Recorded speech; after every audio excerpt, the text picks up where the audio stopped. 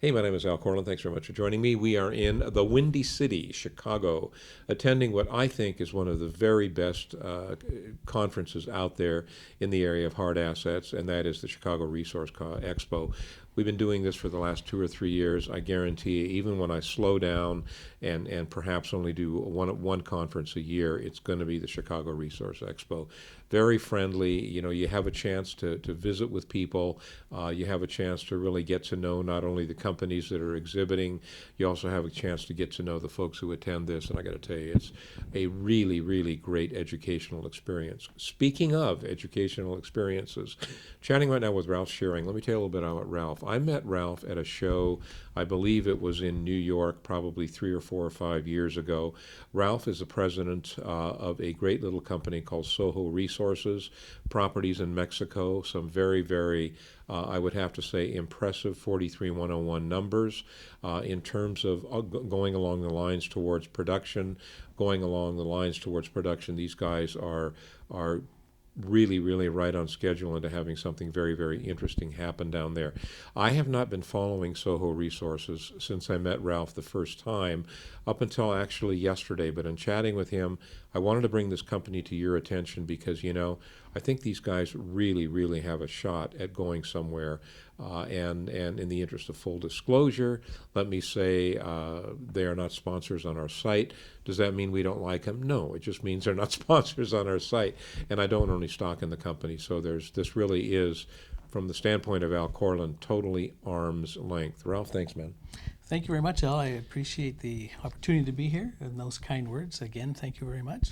Let's start out by talking a little bit about Ralph, your background in terms of your technical background, your professional background, etc.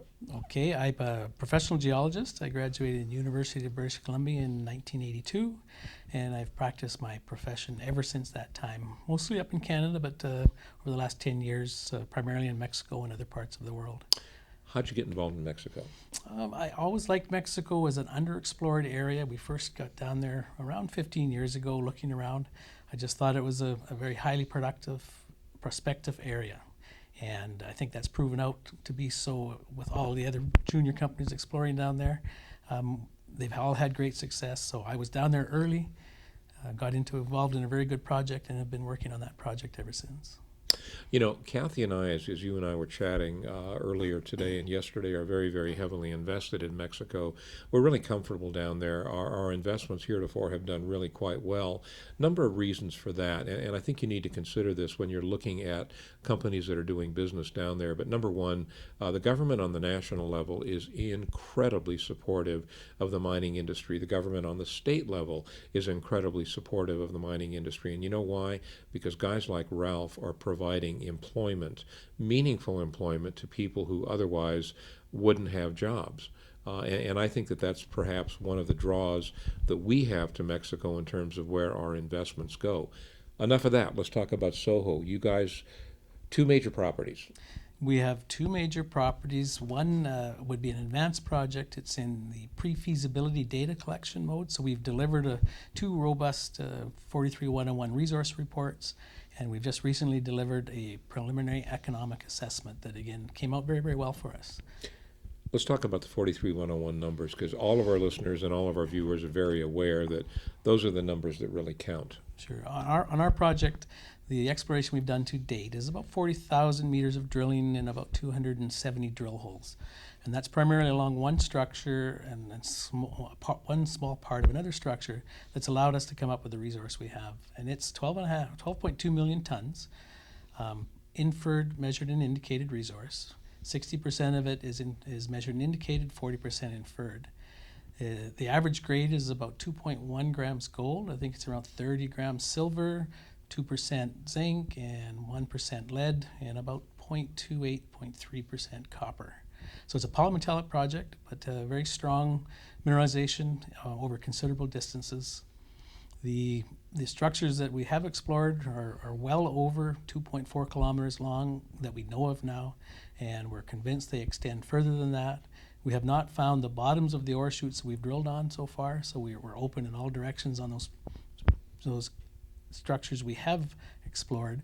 We have many other structures that we haven't even got around to exploring because it's just so much to do. So much to do, but one thing that you have accomplished that I'm impressed with is in terms of actual future mining in this particular situation. You have, if I'm not mistaken, one area that is absolutely totally suited for open pit mining, and then you have another area that, if I'm not mistaken, is very, very conducive to underground mining. So you've got both types here. Thank you. Yes, the mine design at this point in time is partial open pit, particularly on our El Creston zone.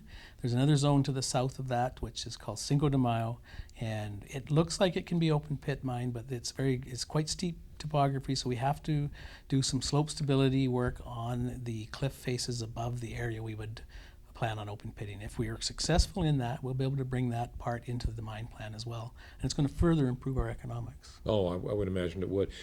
Ralph, what are the plans for the remainder of 2011? I mean, I'm sure it's more sophisticated exploration work, but specifically, what are you guys going to be doing down there? You know, it's on Tahuehueto, it's meat and potatoes type work now. We have to get in and we have to drill off the inferred resource and bring it up into a measured and indicated category, which allows us to do the pre-feasibility study. So we know all our targets. We're actually building our road sites and drill access roads in order to get those drill holes in. We hope to be drilling in the next 3-4 weeks on that project. And then it's just continually drilling for probably 3 months to 4 months, depending if we're able to bring another drill rig in or not, and as well as doing engineering work, rock stability, rock mechanics, making sure we know what size of pit walls, what angle of pit walls we can use for designing the open pit, as well as what size of stopes we can use underground, how big of an area can we mine underground, and how much space you can take out when you mine that. Ralph, correct me if I'm wrong, but if I'm not mistaken, Soho basically at this point is a very real combination of an exploration stage company and a development stage company. Now, when I say that, typically your company that is solely exploration, a company, I guess I should say, that is solely in the exploration stage really hasn't done anything yet in terms of mine plans, et cetera, et cetera. You guys, in addition to exploring and finding additional assets on your properties, are also in the developmental stage in the sense that you are making concrete plans.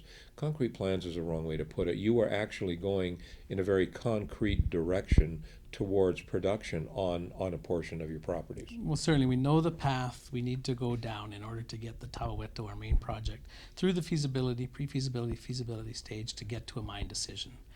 We believe that could take up to 2 years. If the pre-feasibility study is robust enough, we might be able to skip the feasibility stage if we find a funder that is willing to do that. Our preliminary economics have come out very, very good, so there is a chance for that. We can't promise it, but we can certainly work towards it.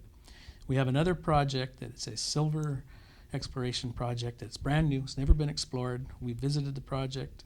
The land position was quite fractured, and we worked with the owners to bring it all under one owner, and then we did a deal with him on an option basis. So we've got the right to earn 100% of that project over 5 years. The majority of the money on this option is paid out in the last 2 years, so it gives us time to explore it.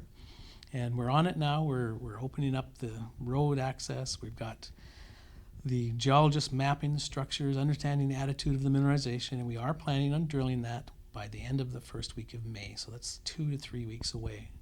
And we're very encouraged by what we see on the project. We're hoping that what we see on surface will continue down to depth. Very good chance of that, and time will tell. What have you seen on surface? We've got zones from 2 to 10 meters wide, carrying very high-grade silver. Sort of our averaging of our samples on our property visit on these zones probably came out at anywhere from 200 to 800 grams silver, gram and a half, or half a gram to gram and a half of gold, and then base metals, combined lead, zinc, 5 to 35%. So very, very good results. Now they're preliminary in nature, those samples. We'll drill it and we'll see how deep these zones will go, and we are hoping for very good things. Everything I've seen as a geologist in my experience working on Tahuehueto suggests strongly that this is a very good project, and we think we're going to be able to deliver good news to the market. There you have it, a junior exploration / development stage company couple of major assets, one of them that has proven up to an extent that I'm certainly comfortable with it because of their 43101 numbers. The other one, which has some, as Ralph said, very, very significant showings in the work that they have done to date. Don't take this as being investment advice, and you know why? Because as I tell everybody on the show almost every single day, I'm not a registered investment advisor, so I can't tell you what to buy, and I can't tell you what to sell in terms of securities. That would be totally inappropriate. But what I can say is, if you want information on a company that Big Al has some interest in at this point, click on the banner for Soho Resources. Ralph, thanks, buddy. Thank you very much, Al. Appreciate it.